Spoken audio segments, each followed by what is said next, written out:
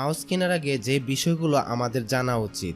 আমরা কম্পিউটারের অন্যান্য যন্ত্রাংশ কিনতে যেই চিন্তা ভাবনা করি, সেক্ষেত্রে মাউস কেনার ক্ষেত্রে তেমন একটা চিন্তা ভাবনা করি না, কিন্তু কম্পিউটার চালনায় এই মাউসটি বেশি ব্যবহার করে থাকি আমরা অনেকেই মনে করি যে কোনো একটি মাউস কিনে নিলেই হয়ে যাবে।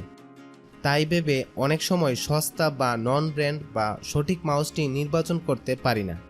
কিন্তু আমাদের কাজের জন্য পারফেক্ট একটি কম্পিউটার যেমন প্রয়োজন, তেমনি পারফেক্ট একটি মাউসেরও প্রয়োজন পড়ে। তাই আজ মাউসের কিছু বিষয় নিয়ে আলোচনা করব।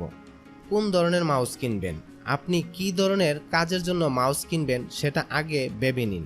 যেমন আপনি যদি গেমিংয়ের জন্য মাউস কিনেন তাহলে এক ধরনের মাউস কিনতে হবে, যদি নর্মাল কাজের জন্য মাউস কিনেন তাহলে এক ধরনের মাউস কিনতে হবে।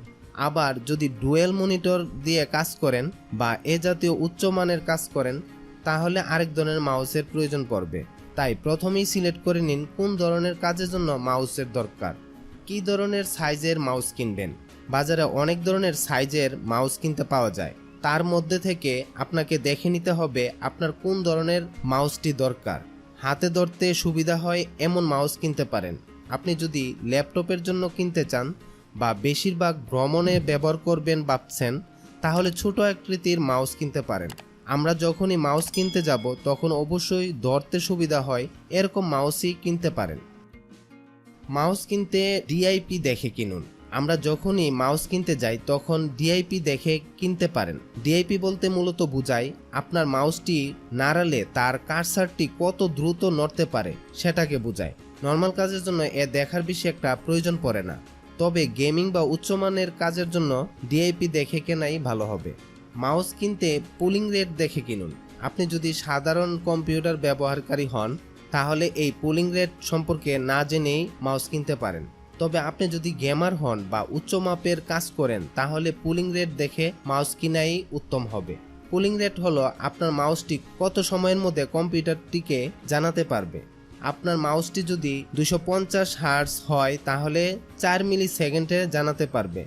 যদি 500 হার্টজ হয় তাহলে 2 মিলি সেকেন্ডে জানাতে পারবে। যদি 1000 হার্টজ হয় তাহলে 1 মিলি সেকেন্ডে জানাতে পারবে। গেমিংয়ের জন্য 500 হার্টজ বা 1000 হার্টজ এর মাউসটি নিতে পারেন। মাউস অপটিক্যাল নাকি লেজার কিনবেন?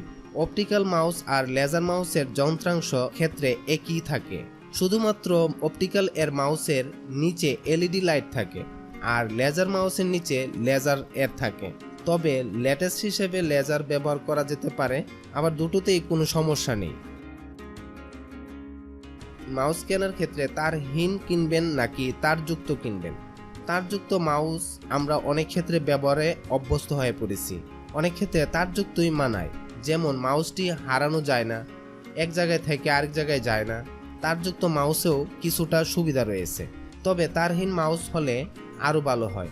এটাতেও অনেক সুবিধা রয়েছে, যেমন ক্যারি করতে সুবিধা, বিশেষ করে ল্যাপটপের জন্য তারহীন মাউসগুলোই সুবিধা বেশি। তবে এক্ষেত্রে রিচার্জেবল ব্যাটারি আছে কিনা দেখে নেবেন। কি কোম্পানির মাউস কিনবেন?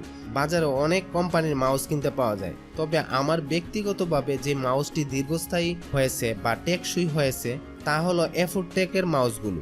আপনিও চাইলে এফোরটেকের মাউস কিনতে পারেন। মাউস কেনার সময় যে বিষয়গুলো সাধারণত দেখতে পারেন তা হলো মাউসের বাটন সংখ্যা কতগুলো, স্ক্রল হুইলে মধ্যে স্ক্রোলিং এর কি সুবিধা রয়েছে, মাউস কন্ট্রোল করার ক্ষেত্রে কি সুবিধা রয়েছে, এগুলো দেখে কিনতে পারেন। আশা করি মাউসের সম্পর্কে আমরা ভালো একটা ধারণা পেলাম। যদি আমরা মাউস কিনতে যাই তাহলে অবশ্যই এই ভিডিওর বিষয়গুলো আমরা বিবেচনায় রেখে মাউস কিনবো, তাহলে ভালো একটি পারফেক্ট মাউস আমরা নির্বাচন করতে পারবো। আশা করি ভিডিওটি ভালো লেগেছে। যদি ভিডিওটি ভালো লেগে থাকে লাইক, কমেন্ট, শেয়ার এবং এই চ্যানেলটিকে অবশ্যই সাবস্ক্রাইব করবেন। আল্লাহ হাফেজ।